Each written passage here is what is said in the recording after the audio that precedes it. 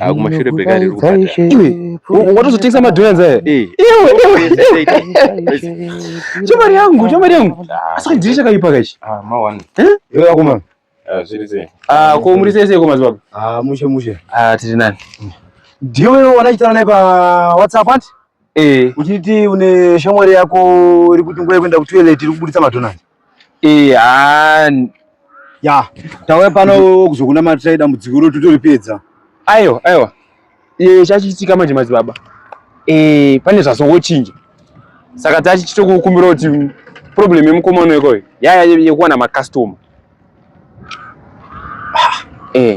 Taura kuwana macustomer. Saka tachitongokumbira kuti mungatimatira madzibaba aka tikawanawo macustomer.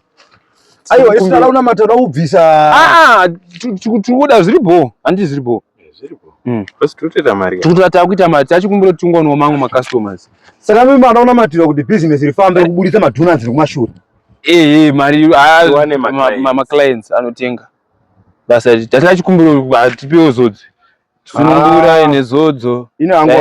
Sunungura nezodzo. Mwaro ndina mata anditendere ndite zvakadaro. Tibatsire mazobaba. Anditendere. Zinokura mazobaba. Ikoko kwa kutobhadara ubhadara mweya. Yakurumbira kumashure yekutenda. Aiwa noto tibatsirewo. Inonzi kumachi? Kumashure bekari. Kumashure bekari. Saka mutoto zoti mimi mutobuditsa madonanzi kumashure. Anonaka muda mbowa pa 1. Manje. Pari kudzika.